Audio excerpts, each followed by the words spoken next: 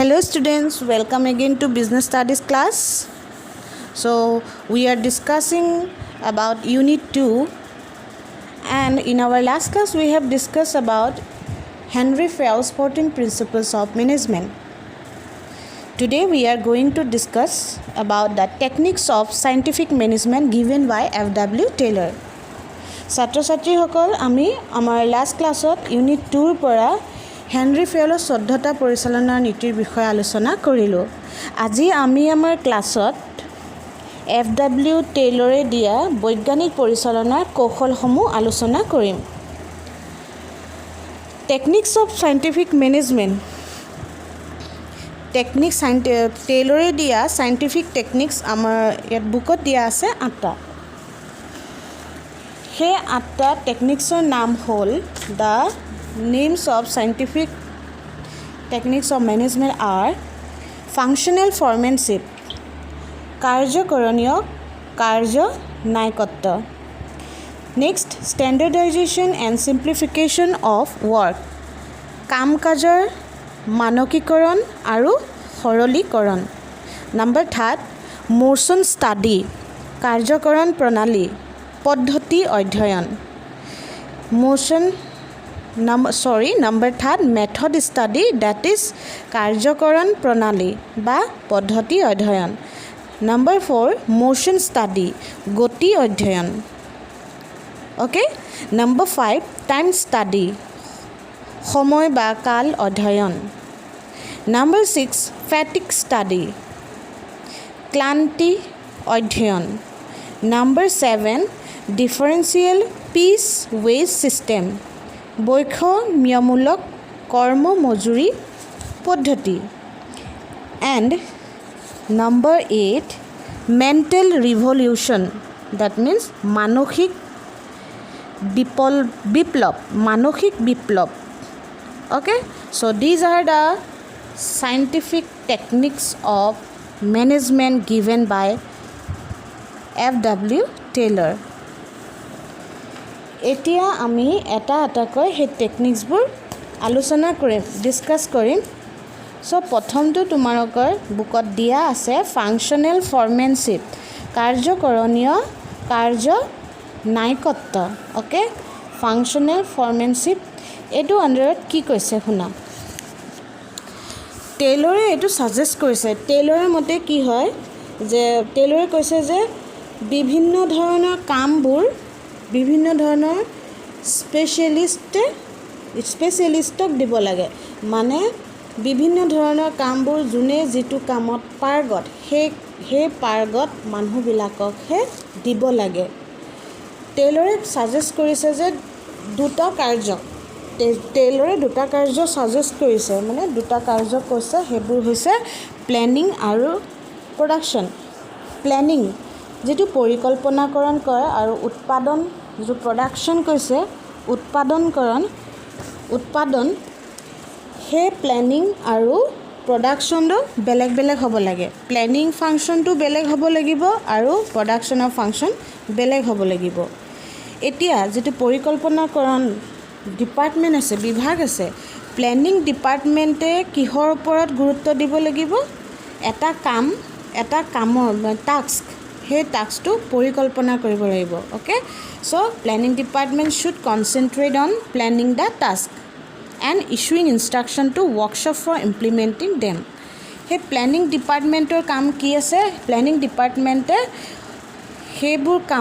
যিবোৰ কাম কৰিব লগা আছে সেই কামবোৰ প্লেনিং কৰিব। সেয়া প্লেনিং কৰাৰ পাছত সেই ৱৰ্কশ্বপত তাত ইমপ্লিমেণ্ট যাতে কৰে, চবে যাতে সেই প্লেনিংটো মানি চলে সেইটো চাব লাগিব। Production work should be undertaken by those who are specialised in it. এতিয়া উৎপাদনৰ কামবোৰ সেই ব্যক্তিসকলক দিব লাগিব যোনে সেই প্ৰডাকশ্যনৰ কামত এক্সপাৰ্ট হয়, স্পেচিয়েলিষ্ট হয়, okay. So' production department will execute the work devised by planning department. Production ডিপাৰ্টমেণ্টে আকৌ কি কৰিব লাগিব? সেই প্লেনিং ডিপাৰ্টমেণ্টে যিবোৰ প্লেনিং কৰিলে কামৰ কাৰণে, সেই প্লেনিংবোৰ তেহেঁতি মানি চলিব, প্লেনত কামবোৰ কৰিব লাগিব।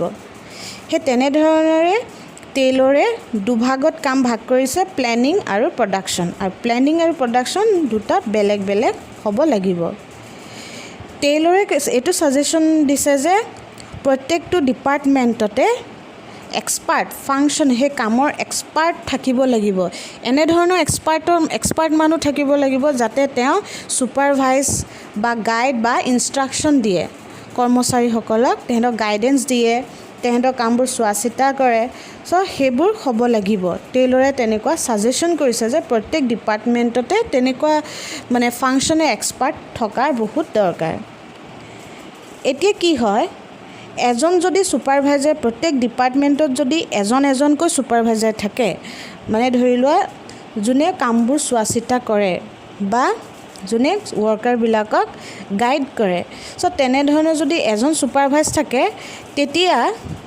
সেইজনে যে গোটেই কামবোৰত এক্সপাৰ্ট থাকিব তাৰ কোনো গ্যাৰাণ্টি নাই কাৰণ এজন মানুহে সকলো কামত এক্সপাৰ্ট নাথাকিবও পাৰে সেইটো কাৰণে কি কৰিছে টেইলৰে মিনিমাম ডিপাৰ্টমেণ্ট মিনিমাম তেওঁ 8টা স্পেচিয়েলিষ্ট বা ফাংচনেল এক্সপাৰ্ট ভগাই দিছে মানে 8টা স্পেচিয়েলিষ্ট এক্সপাৰ্ট 8জন থাকিব লাগিব বুলি কৈছে ওকে টেইলৰ সাজেষ্টেড 8 ফাংচনেল স্পেচিয়েলিষ্ট কেইজন টেইলৰে ভাগ কৰিছে সাজেষ্ট কৰিছে 8জন ফাংচনেল স্পেচিয়েলিষ্ট সেই এক্সপাৰ্টবোৰ 8জন হ'ব লাগিব সেই 8জন কেনে ধৰণৰ ক'ত থাকিব লাগিব 4জন প্লেনিং ডিপাৰ্টমেণ্টত মানে পৰিকল্পনাকৰণৰ কামত 4জন লাগিব আৰু 4জন ক'ত লাগিব প্ৰডাকশ্যনৰ কামত উৎপাদনৰ কামত লাগিব প্ৰডাকশ্যন ৱৰ্কত নেক্সট 4 এক্সপাৰ্ট লাগিব সো এনে ধৰণৰে 8টা এক্সপাৰ্ট টেইলৰে মানে সাজেষ্ট কৰিছে যে 8জন এক্সপাৰ্ট থাকিব লাগিব আৰু এইটোৱে ফাংচনেল ফৰ্মেনশ্বিপত কৈছে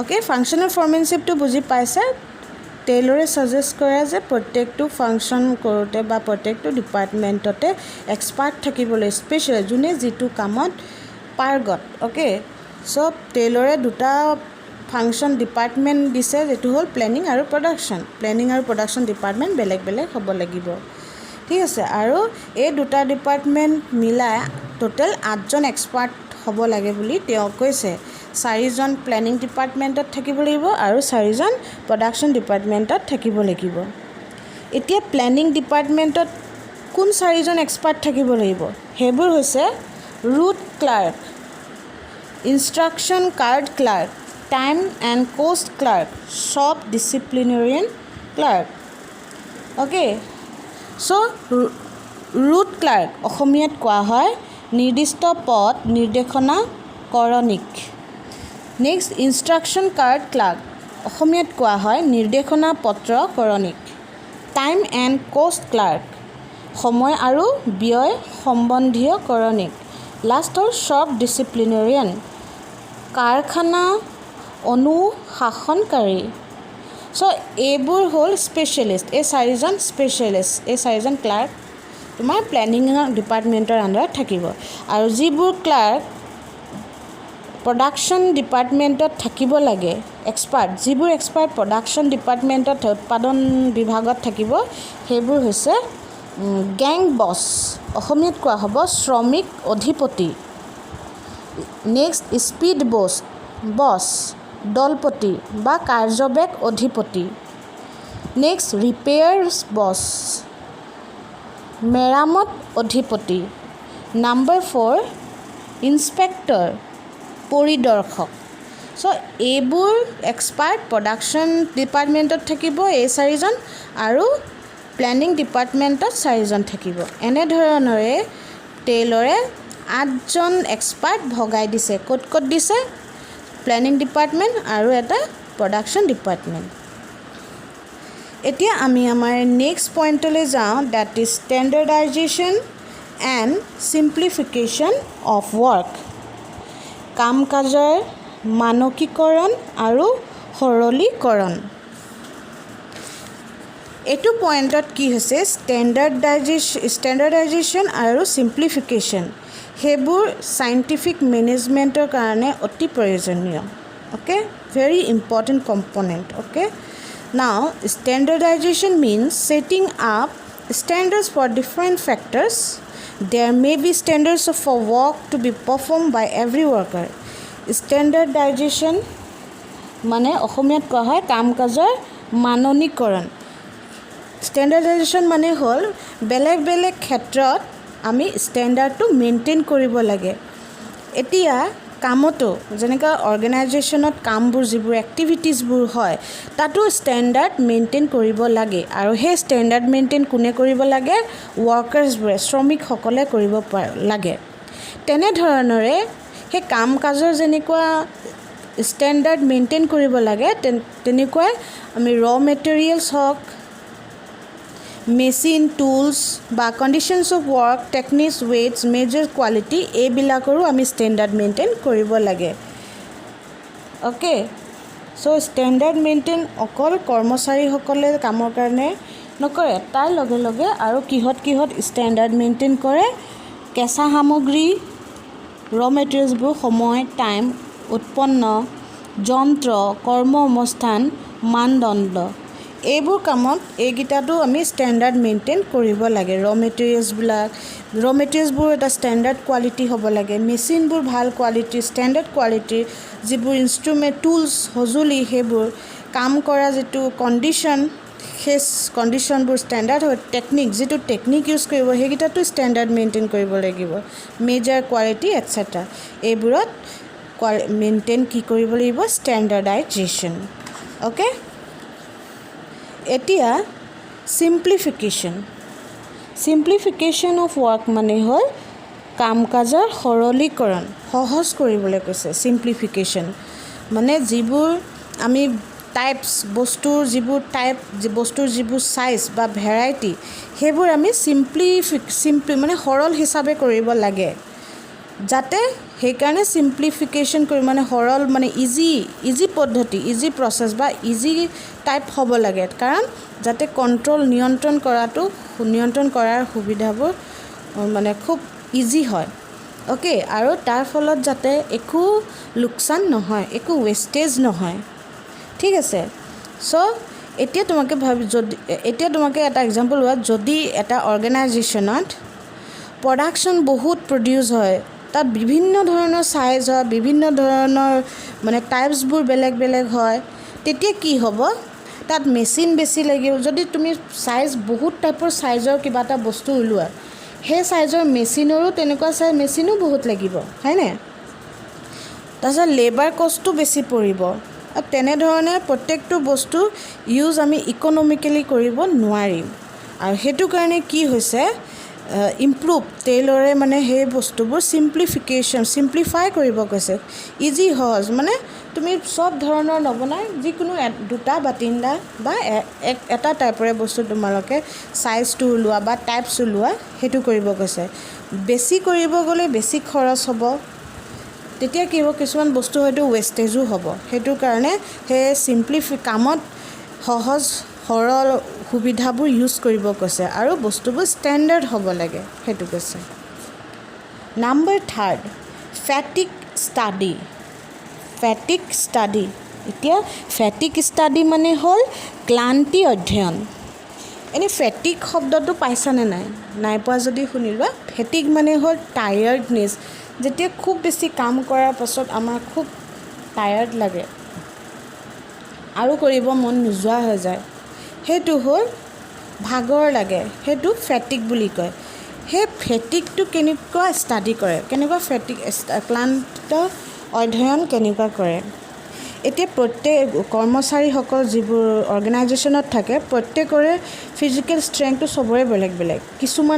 কিছুমানে খুব বহুত দেৰিলৈকে কাম কৰি থাকিব পাৰে, কিন্তু কিছুমানে কি হ'ল অলপ দেৰি কাম কৰাৰ পাছত তেহেঁতি ভাগৰি যায়. তাৰপিছত চবৰে ফিজিকেল ষ্ট্ৰেংথবোৰ বেলেগ বেলেগ, হয়নে? এতিয়া কি হয়, কেতিয়াবা কৰ্মচাৰীসকলে যেতিয়া কাম কৰি থাকে, কেতিয়াবা কি হয়, তেহেঁতৰ বেছি কামৰ অভাৰ ৱৰ্ক হোৱাৰ কাৰণে তেহেঁতৰ ষ্ট্ৰেছ হৈ যায়. মানে তেহেঁতৰ খুব কাম কৰিব মন নোযোৱা হৈ যায়, অভাৰলোড হৈ যায়, খুব ভাগৰ লাগে, তেনেধৰণৰ হয়. So a manager has to decide about the rest pauses to given to workers while they are working. So এজন মেনেজাৰে কি ডিচিশ্যন ল'ব, এটা ডিচাইড কৰিব লাগে যে কৰ্মচাৰী সকলকো কাম কৰাৰ মাজতো তেহেঁতক অলপ ৰেষ্ট দিব লাগে ওকে সো প্ৰত্যেক মানুহকে ৰেষ্ট লাগে ৰেষ্ট বোলা বস্তুটো লাগে সেই যে ৰেষ্ট দে দিব কাক কিমান দেৰি ৰেষ্ট দিব কিমান সময় ৰেষ্ট দিব লাগিব দিয়াটো উচিত সেইটো মেনেজাৰে সাইন্টিফিক্যালি ডিসিশন ল'ব লাগিব সেইটো সাইন্টিফিক্যালি ডিসিশন মানে কেনেকুৱা লয় বস্তুটো অবজাৰ্ভ কৰি এক্সপেৰিমেন্ট কৰি ডিসিশন লোৱাটোকে কয় সাইন্টিফিক্যালি ডিসিশন ওকে তো আমি ক্যাজুয়ালি সেইটো ডিসিশন ল'ব নোৱাৰিম মানে এজনক 10 মিনিট তাক দিদো বা এজনক 1 ঘণ্টা দিদো যত নেকি তেওঁ 1 ঘণ্টা ৰেষ্ট লোৱা দৰকাৰে নাই সো সেই কাৰণে আমি ক্যাজুয়ালি তেহেঁতক মানে মেনেজাৰে তেহেঁতক ক্যাজুয়ালি ৰেষ্ট নিদি সাইন্টিফিক্যালি ডিসিশন লৈ পেলাইহে ৰেষ্ট দিব লাগে সেইটো কাৰণে ওয়াৰ্কাৰ্ছবোৰৰ কামবিলাকক কৰ্মচাৰী মানে মেনেজাৰে অবজাৰ্ভ কৰিব লাগে তেহেঁতি যেতিয়া কাম কৰি থাকিব তেহেঁতৰ কামবোৰ তেহেঁতি কেনে ধৰণে কাম কৰিছে তেহেঁতৰ পাৰফৰ্মেন্সবোৰ হে চাই থাকিব লাগে অবজাৰ্ভ কৰি থাকিব লাগে আৰু হে অবজাৰ্ভ কৰি থকাৰ পাছতহে তেহেঁতৰ কেতিয়া কোনজন ওয়াৰ্কাৰে কিমান দেৰিলৈকে কাম কৰিব পাৰিছে আৰু কেতিয়া তেহেঁতৰ ভাগৰ লাগিছে সেইবোৰ চাই মিলিহে তেহেঁতক ৰেষ্ট দিব লাগিব তাৰ পাছত আৰু কি হয় ৰেষ্ট এবাৰ অকমান দেৰি ৰেষ্ট লোৱাৰ পাছত ওয়াৰ্কাৰ্ছবোৰে আকৌ ফ্ৰেছ মানে কাম কৰাত মানে ফ্ৰেছ হৈ যায় এতিয়া ধৰি লোৱা তোমালোকৰ কলেজতে তোমাকে এক্সাম্পল লোৱা তোমালোকৰ ক্ষেত্ৰত কৈছো 9টা পৰা 3টা লৈকে তোমালোকৰ কলেজত থাকিব লাগে ওকে 9টা পৰা যদি 3টা লৈকে একেৰাহে ক্লাছ হৈয়ে থাকে তো তোমালোকটো বৰ হবাই ওভাৰলোড হবাই তোমালোকৰ হে মনটো প্ৰথমত 9টা বজাৰ ক্লাছত 10টা বজাৰ বা 12টা লৈকে যিমান তোমালোকে কনসেন্ট্ৰেট কৰি প্লে ক্লাছ কৰিছা কিন্তু তাৰ পাছত তুমি আৰু কৰিব মন নেযাব জাস্ট এনে কৰি থাকিবা কিন্তু তাত তোমালোকৰ বেনিফিট নহব প্লাস টিচাৰো একে লেঠাৰিয়ে পঢ়াই থাকোতে টিচাৰো বৰ হৈ যাব আৰু হেতু কাৰণে যদি তোমালোকক ৰেষ্ট দিয়া হয় ধৰি ল হাফ এন আৱাৰ তোমালোকক 20 মিনিটস সো 30 মিনিটস তেনেকুৱা তোমালোকক যদি ৰেষ্ট দিয়া হয় টিফিন ব্ৰেক দিয়া হয় তেতিয়া তোমালোকে টিফিন খোৱা পাছত বা ৰেষ্ট পোৱা পাছত আকৌ যেতিয়া ক্লাছ কৰিবা তেতিয়া অকন তোমালোকে ফ্ৰেছ মাইন্ডটো ফ্ৰেছ হৈ যায় তো তেনে ধৰণে ওয়াৰ্কাৰ্ছ বিলাককো ৰেষ্ট লাগে হেতু স্টাডি কৰাটোকে কয় ফেটিক স্টাডি বুলি কয় ওকে অসমীয়াত কোৱা হয় ক্লান্তি অধ্যয়ন মানে কোনটো ওয়াৰ্কাৰৰ কিমান দেৰি ৰেষ্ট লাগিব আৰু হে ৰেষ্ট যে দিব হেবোৰ ক্যাজুয়ালি ডিসাইড নকৰ সাইন্টিফিক্যালি অবজাৰভেশন এক্সপেৰিমেন্ট কৰাৰ পাছতহে হেবোৰ ডিসিশন ল'ব লাগে হেতু ফেটিক স্টাডিত পৰে হেবোৰ number 4 method study Method study means কাৰ্যকৰণ প্ৰণালী বা পদ্ধতি অধ্যয়ন ইয়াত কি কৈছে শুনা Taylor wanted to use only the base method of production instead of following rule of thumb method Taylorে কৈছে যে অকল একে ধৰণৰে পদ্ধতি ইউজ নকৰি ব্যৱহাৰ নকৰি সবতকে ভাল পদ্ধতিটো উৎপাদনত ব্যৱহাৰ কৰিব লাগে He wanted to use only the best method of production instead of following rule of thumb. Taylor কৈছে যে একে ধৰণৰ যদি পদ্ধতি ইউজ কৰি থকা হে পদ্ধতি পাছত ইউজ নোহোৱা হয় ইউজলেস হৈ যায় সো হেকাৰণে আটাইতকৈ বেষ্ট ফৰ্মুলাটো আটাইতকৈ বেষ্ট মেথডটো হে প্ৰডাকচনত ইউজ কৰিব লাগে ওকে সো টেইলৰে কৈছে যে বিভিন্ন ধৰণৰ মেথড আছে হে কাম কৰোতে হে বিভিন্ন ধৰণৰ প্ৰথম মেথডবোৰ ইউজ কৰি চাই ল'ব লাগে যেটো মেথডে সবতকে বেছি বেনিফিট দিছে হে মেথডটো হে ইউজ কৰিব লাগে হেতুৱে এই মোশন ষ্টাডি কথা কৈছে নাও টাইম ষ্টাডি সময় অধ্যয়ন ওকে বা কাল অধ্যয়ন সময় অধ্যয়ন বা টাইম ষ্টাডিত কি কৈছে Taylor suggested that time taken for undertaking a job should not be decided arbitrarily or by intuition rather it should be scientifically determined. এতিয়া টেইলৰে এটো সাজেশন কৰিছে যে এজন ওয়াৰ্কাৰে এটা কাম কৰোতে কিমান সময় লৈছে হে সময়টো ডিসিশন লোৱাটো ক্যাজুয়ালি ল'ব নালাগে কেজুৱেলি বা অনুমান কৰি ধাৰণা কৰি লৈ ল'ব নালাগে যে এজনে ইমান ঘণ্টাত কামটো শেষ কৰিছে। সেই তেনেকুৱা ডিচিশ্যন নলৈ চাইণ্টিফিকেলি ডিচিশ্যন ল'ব লাগিব যে এজন ৱৰ্কাৰে এই কামটো কৰিবলৈ কিমান সময় লৈছে। Okay, he wanted that time study should be conducted to determine standard time scientifically. Scientifically decision ল'ব লাগিব। Okay, then he advocated that time taken by an average worker to perform a job should be observed. এটা stop ৱাটছ মেনেজাৰজনে stop ৱাটছ বুজি পাইছে, সেই ঘড়ীটো stop ৱাটছ ধৰি ল'ব লাগে হাতত আৰু চাব লাগে এভাৰেজ ৱৰ্কাৰ মানে ষ্টেণ্ডাৰ্ড ৱৰ্কাৰবিলাকে যিবোৰ ধুনীয়াকৈ কাম কৰি যায় সেই বেছিভাগ ৱৰ্কাৰে সেই কামটো কৰিব কিমান সময় লাগিছে তুমি ষ্টপ ৱাটছ হাতত লৈ চাব লাগে। এবাৰ নহয় দুবাৰ নহয় 10 টাইম ন'টিছ কৰাৰ পাছতহে তেওঁ সেইটো ক'ব পাৰিব লাগিব যে এইটো কাম ইমান সময়ত ষ্টেণ্ডাৰ্ড টাইমত শেষ কৰিব পাৰিছে। এতিয়া ধৰি লোৱা যদি এজন ৱৰ্কাৰ শ্ৰমিকে এটা কাম ষ্টেণ্ডাৰ্ড টাইমত শেষ কৰিছে, ষ্টেণ্ডাৰ্ড টাইম মানে ধৰি লোৱা সেই টাইমটো তোমাৰ 1.5 ঘণ্টা লাগে। অবজাৰ্ভ কৰাৰ পাছত বহুতবাৰ অবজাৰ্ভ কৰাৰ পাছত গম পালে যে 1.5 ঘণ্টা লাগিবই। চ' যেতিয়া এজন ৱৰ্কাৰে এটা কাম ধৰি লোৱা 1.5 ঘণ্টাত কামটো শেষ কৰিলে সেইটো ক'ব ষ্টেণ্ডাৰ্ড টাইম। ষ্টেণ্ডাৰ্ড টাইমত শেষ কৰিলে he will be taken as average worker. যেতিয়া এজন ৱৰ্কাৰ ষ্টেণ্ডাৰ্ড টাইমত কামটো শেষ কৰিলে তেওঁক এভাৰেজ ৱৰ্কাৰ বুলি ধৰা হ'ব। ঠিক আছে, যদি সেই ৱৰ্কাৰজনে সেই কামটো ষ্টেণ্ডাৰ্ড টাইমতকৈ আগতে কৰি দিয়ে মানে যিটো 1.5 ঘণ্টা লাগেই সেই কামটো যদি তেওঁ 1.5 ঘণ্টাতকৈ আগত কৰি শেষ কৰি দিয়ে তেওঁক এফিচিয়েণ্ট ৱৰ্কাৰ বুলি ক'ব। পাৰ্গত বা এফিচিয়েণ্ট ৱৰ্কাৰ পাৰদৰ্শিতা থকা কৰ্মচাৰী বা এফিচিয়েণ্ট ৱৰ্কাৰ বুলি ক'ব। যদি এজন ৱৰ্কাৰ সেই কামটোকে মানে 1.5 ঘণ্টাত যিটো ষ্টেণ্ডাৰ্ড টাইম লৈছিলোঁ এক্সাম্পল যদি সেই ষ্টেণ্ডাৰ্ড টাইমতকৈ বেছি লাগে তেওঁক আমি ইনএফিচিয়েণ্ট ৱৰ্কাৰ বুলি ক'ম। ঠিক আছে, ইনএফিচিয়েণ্ট ৱৰ্কাৰ বুলি তেহেঁতক ক'ম। এতিয়া আমি দেখা পাইছোঁ যে এজন ৱৰ্কাৰে এটা কাম এভাৰেজ ৱৰ্কাৰ কেতিয়া ক'ব যেতিয়া সেই কামটো তেওঁ ষ্টেণ্ডাৰ্ড টাইমত শেষ কৰি দিয়ে।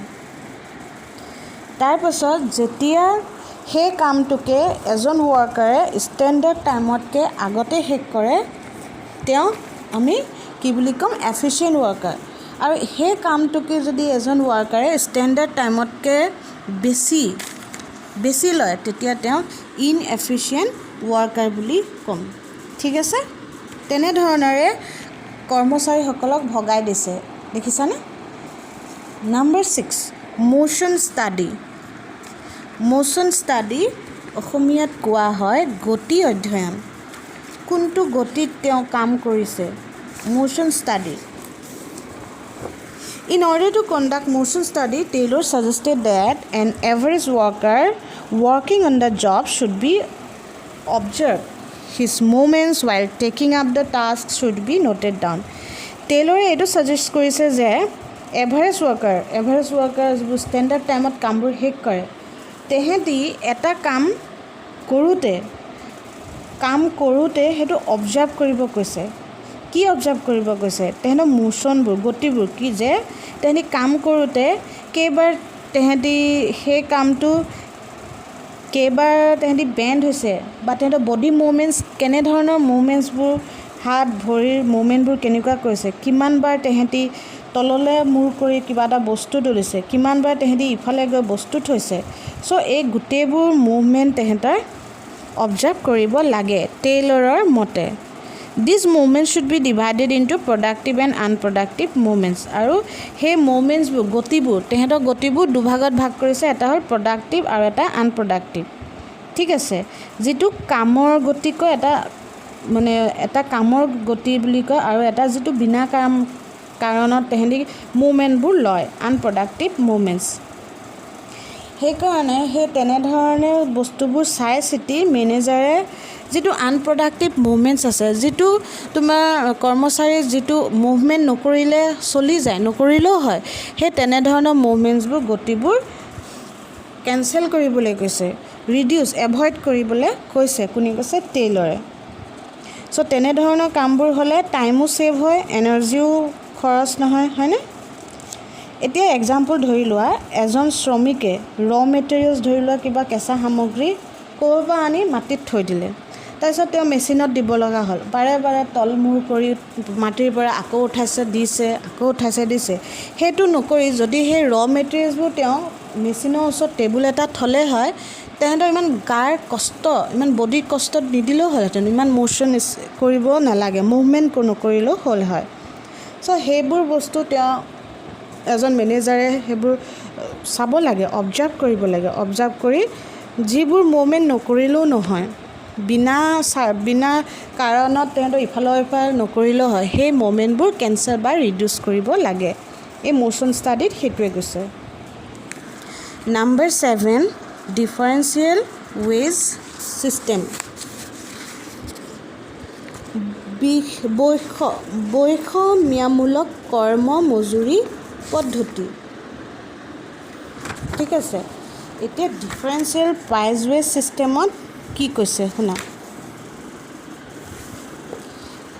এইটো আণ্ডাৰ টেইলৰে কৈছে যে different ways rate should be paid to efficient and inefficient worker এতিয়া প্ৰত্যেককে সমান মজুৰি ৱেজ দিব নোৱাৰি মজুৰি দিব নোৱাৰি সবকে হয়নে সকলোকে সমান পইচা দিব নোৱাৰি এতিয়া কি হয় কিছুমান অৰ্গেনাইজেশ্যনত এনেকুৱা হয় প্ৰত্যেকে একে কাম কৰি থাকে কিন্তু কিছুমানে বেছি পায় কিছুমানে কম পায় সেইটো হয় কিয় কাৰণ কিছুমানৰ পাৰদৰ্শী দক্ষতাটো বেছি আৰু কিছুমানৰ সেই অদক্ষ মানে সেই পাৰদৰ্শী দক্ষতাটো কম ঠিক আছে সো এফিচিয়েণ্ট ৱৰ্কাৰ আৰু ইনএফিচিয়েণ্ট ৱৰ্কাৰ দক্ষ আৰু অদক্ষ কৰ্মচাৰী ভাগ কৰিছে যে দক্ষতা থকা কৰ্মচাৰীসকলক ৰেটবোৰ বেছি দিব মজুৰি বেছি দিব আৰু অদক্ষতা থকা শ্ৰমিকসকলক মজুৰি কম দিব In his opinion, the efficient workers will feel motivated when they get higher wages and inefficient workers will try to improve their output for getting. So, টেইলৰে এইটো কৈছে যে যদি যিবোৰ এফিচিয়েণ্ট ৱৰ্কাৰ আছে দক্ষতা থকা ৱৰ্কাৰ্ছবোৰ শ্ৰমিকবোৰ আছে তেহেঁতি যদি বেছিকৈ পইচাবোৰ মজুৰি বেছি পায় তেহেঁতি মটিভেট হ'ব উৎসাহ পাব ঠিক আছে আৰু এইফালে অদক্ষ যিবোৰ কৰ্মচাৰী আছে তেহেঁতিতো দেখিছে একেই কাম কৰিছে কিন্তু তেখেতসকলে বেছি পাইছে তেতিয়া কি হ'ব তেহেঁতক চাই তেহেঁতি নিজৰ কামটো আৰু ইম্প্ৰুভ কৰিবলৈ চেষ্টা কৰিব সেইটোৰ ফলত কি হৈছে যাতে তেহেঁতিও ইমান পইচা পায় সেইটো কাৰণে তেহেঁতি কষ্ট আৰু কৰিব বা যিবোৰ কাম ষ্টেণ্ডাৰ্ড টাইমত শেষ কৰিব লাগে তেনেধৰণে কামবোৰ শেষ কৰি যাব A worker producing standard output will get the standard wage. যিজন শ্ৰমিকে ষ্টেণ্ডাৰ্ড প্ৰডাকশ্যনবোৰ দিব ৰিজাল্ট তেহেঁতৰ ষ্টেণ্ডাৰ্ড হ'ব তেহেঁতৰ মজুৰিটো ষ্টেণ্ডাৰ্ড হ'ব আৰু যোনে কামটো ষ্টেণ্ডাৰ্ড ইমান নাই কম থাকে তেহেঁতৰ মজুৰিও কম এতিয়া আনহাতে এইটো ফালে কি হৈছে যোনে কম পায় তেহেঁতি যোনে বেছি পায় তেহেঁতক চাই তেহেঁতি আৰু নিজকে ভাল কৰিবলৈ নিজকে মানে আৰু এফিচিয়েণ্ট বনাবলৈ চেষ্টা কৰিব তাৰ ফলত তেহেঁতি পাছলৈ আৰু ট্ৰাই কৰি যাতে তেহেঁতৰ নিচিনাকৈ এফিচিয়েণ্ট ৱৰ্কাৰ হয় আৰু তেতিয়াহে তেহেঁতি বেছিকৈ পইচা পাব মজুৰি পাব সেইটোৱে কৈছে ডিফাৰেঞ্চিয়েল প্ৰাইজ ৱেজ ছিষ্টেম লাষ্ট হ'ল মেণ্টেল ৰিভলিউশ্যন মানসিক বিপ্লৱ মেণ্টেল ৰিভলিউশ্যন মানে ইয়াত হ'ল টেইলৰে ভাবিছে যে প্ৰত্যেক অৰ্গেনাইজেশ্যনতে কৰ্মচাৰী আৰু পৰিচালনাৰ মাজত এটা বিবাদ থাকে মানে কনফ্লিক্ট থাকে এইটো থাকে যে মিল নাথাকে ধৰি লোৱা কৰ্মচাৰীসকলে ভাবে যে ৱৰ্কাৰ্ছবোৰে ভাবে যে মেনেজমেণ্টে আমাক ইমান কাম কৰাইছে ইমান অভাৰ বাৰ্ডেন দিছে কিন্তু পইচা আকৌ ইমান কম দিছে সেইটো হ'ল শ্ৰমিকৰ ধাৰণা শ্ৰমিকে ভাবে আকৌ এফালে মেনেজমেণ্টে কি ভাবে যে তেহেঁতি কৰ্মচাৰীসকলে কাম ইমান কৰা নাই, কমকৈ কাম কৰিছে। তেহেঁতি ইকুইপমেণ্ট যিবোৰ মেচিন সেইবোৰ ডেমেজ কৰিছে। তেহেঁতি আকৌ কমপ্লেইন তেহেঁতৰ বেছি, ৱৰ্কিং কণ্ডিশ্যন ঠিক নহয় আৰু পইচা বেছিকৈ ডিমাণ্ড কৰিছে। সেইবোৰ আকৌ মেনেজমেণ্টে ভাবে। ইফালে আকৌ মেনেজমেণ্টে এইটো ভাবে, ৱৰ্কাৰ্ছবিলাকে আকৌ ভাবে আমাক মেনেজমেণ্টে বেছিকৈ অভাৰ কাম দি দিছে, এইফালে আকৌ পইচা আমাক নিদিয়ে, কম দিয়ে। চ' এনেধৰণৰ এটিটিউডবোৰ ৱৰ্কাৰ আৰু মেনেজমেণ্টৰ মাজত প্ৰায় থাকে। সেই এটিটিউডবোৰ চেঞ্জ কৰিব টেইলৰে কৈছে। চেঞ্জ যাতে হয় সেইটোৰ ওপৰত গুৰুত্ব দিব কৈছে, যাতে মেনেজমেণ্ট আৰু কৰ্মচাৰী ৱৰ্কাৰৰ মাজত কোঅপাৰেশ্যনটো, সমন্বয়টো ভাল থাকে। দুটা পক্ষ, দুটা পাৰ্টিৰ মাজত যাতে মিল থাকে। তেনেকুৱা হ'লে কি হ'ব? অৰ্গেনাইজেশ্যনটো ভাল হ'ব। চ' এইবোৰে আছিলে techniques of scientific management. Scientific মেনেজমেণ্টৰ টেকনিক হয়। আশা কৰিছোঁ সকলোৱে বুজি পালাই।